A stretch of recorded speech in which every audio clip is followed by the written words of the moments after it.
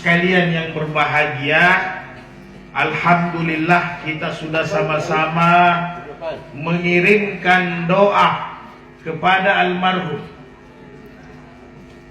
Dan pasti doa kita diterima oleh Allah. Amin. Pasti. Kenapa? Karena secara syariat hubungan orang yang hidup dengan orang yang mati itu masih tetap ada. Makanya dalam Al-Quran kita diperintahkan berdoa, Ghafir lana wali walidina waramhuma kama rabbayana saghira, karena masih ada hubungannya. Bahkan ketika kita masuk di perkuburan itu diajarkan kita assalamualaikum minimal ya ahlal kubur. Kenapa? Karena masih ada hubungannya. Yang tidak ada hubungannya itu orang mati memberi manfaat kepada orang hidup. Nah, itu tidak ada. Makanya kalau ada orang hidup pergi di kuburan, minta naik pangkat, minta nomor, bukan saja sirik, itu nadoyo. Karena tidak mungkin. Karena yang harus memberi manfaat kita orang yang hidup itu. Dan alhamdulillah kami dengar almarhum ini luar biasa. Jadi tidak perlu lagi kita ragukan. Begitu juga ahli keluarga yang ditinggalkan, tidak usah sedih. Almarhum ini tempatnya di sorga. Karena saya dengar beliau muazin. Kata Rasulullah, orang yang senantiasa berazan itu di zaman sahabat, kalau azan itu diperebutkan, baku tare orang. Dulu kan belum ada mic di zaman Nabi. Yang ada itu menara dari kayu, lumayan tinggi, karena belum ada sound system, belum ada toa. Jadi azan harus di tempat tinggi.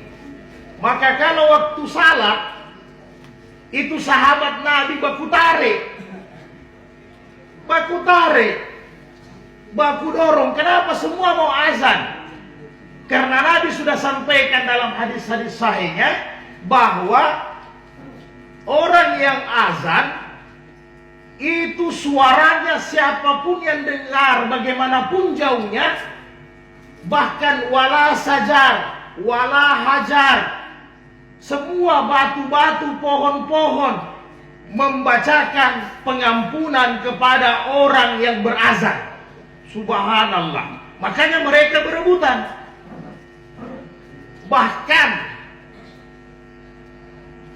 saya berdiri saja Pak Guru. Nanti kalau duduk terlalu lama saya, insya Allah tidak sampai jam 9.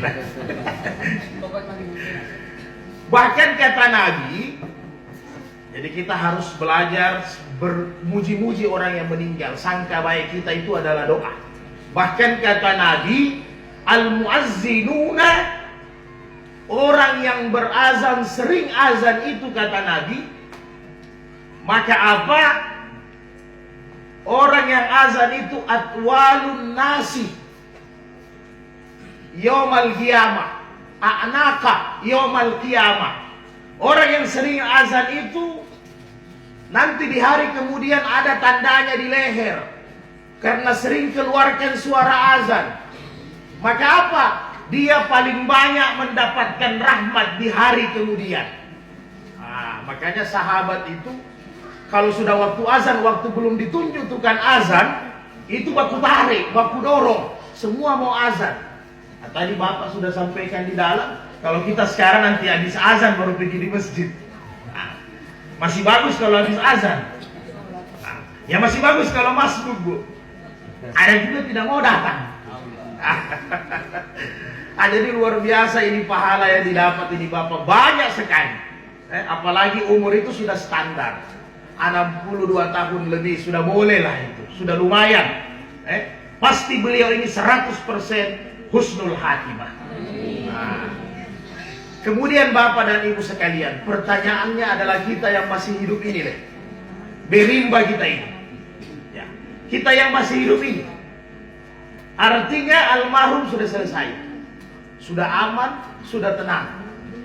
Sekarang kita, apakah kita semua ini sudah siap mati?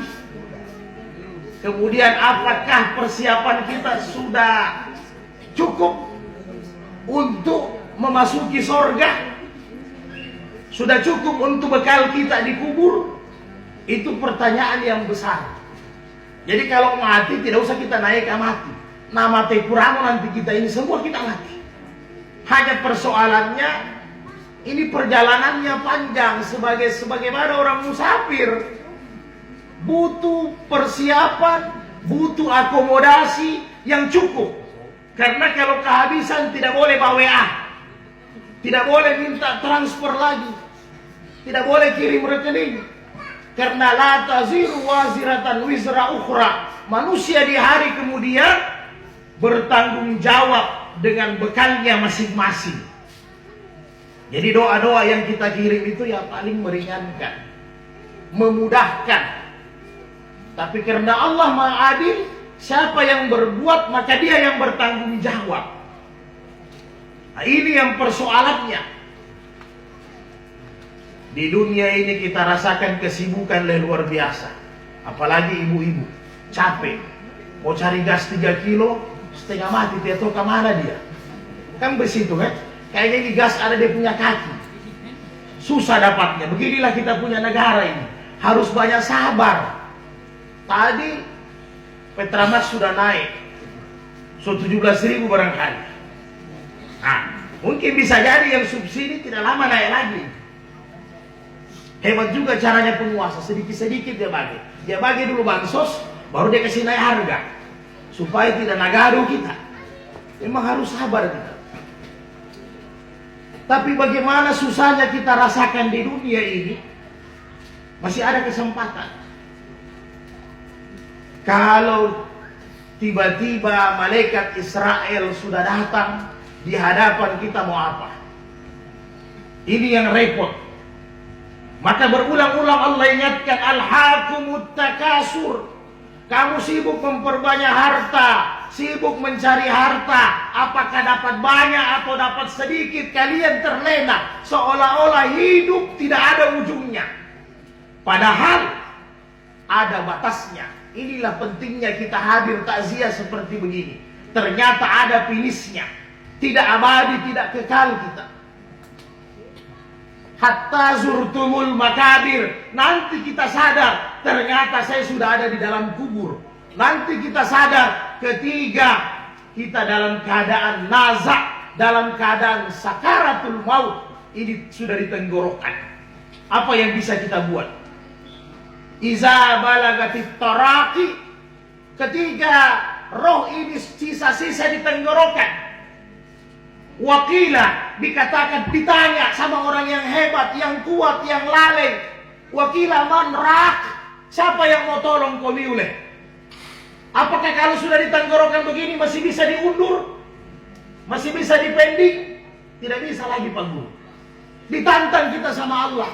Siapa yang bisa bantu? Tidak ada yang bisa bantu kita kecuali takwa dan amal saleh kita yang bisa membantu kita ke perjalanan selanjutnya yang begitu panjang. Tidak ada lagi putusnya ini perjalanan. Maka Bapak dan Ibuku sekalian yang berbahagia, jangan kita anggap enteng ketika nanti ini roh mau berpisah dengan jasad. Kontraknya sudah selesai. Tidak semudah itu. Walaupun kalau ditanya jangan-jangan Abah ini pernah rasa. Tidak pernah juga saya rasa Pak Guru. Tapi inilah yang disampaikan Nabi. Bahkan Fatimah sampaikan kepada kita bagaimana orang yang paling mulia di dunia ini, yaitu baginda Sayyidina Rasulullah ketika mau meninggal dunia. Fatimah Aisyah menangis luar biasa. Kenapa? Karena Rasulullah sementara menghadapi sakaratul maut, Rasulullah meminta tempayan loyang yang berisi air mencuci wajahnya yang mulia. Allahumma inna gamarati sakaratul maut, ya Allah mudahkan sakaratul maut saya. Bahkan kata Rasulullah, la ilaha illa innal mauti sakaratin. Tidak ada Tuhan selain Allah. Ternyata Nabi bilang, kematian ini ada rasa sakit yang luar biasa. Ini Nabi dakwah sama kita ketika dia mau meninggal dunia. Ketika Nabi mau meninggal, dia rasa luar biasa, ternyata sakarat ini sakit, kata Rasulullah. Sehingga Fatimah mengeluarkan air mata. Wa karba ya abata. Ya Allah, sedih saya melihat bapak saya, kata Fatimah. Bapak saya terasa sakit. Apa yang keluar dari bibir Rasulullah yang mulia? Wahai anakku ya bunayya, la karba abika ba'dal yaum. Wahai anakku, jangan sedih. Setelah nanti ini bapakmu tidak lagi rasakan sakit. Setelah nanti ini bapakmu tidak rasakan lagi penderitaan, tidak rasakan lagi kesusahan. Mudah-mudahan kita lalui ini sakaratul maut dengan baik. Caranya satu saja. Kasih bagus amal. Aku makanja ampe-ampe tak. Kalau bagus kita punya perbuatan, maka insya Allah bagus juga itu roh itu kedua. Begitu kira-kira Pak Guru. Jadi Bapak dan Ibu sekalian, masih ada besok malam, masih ada yang ceramah, nanti disambung.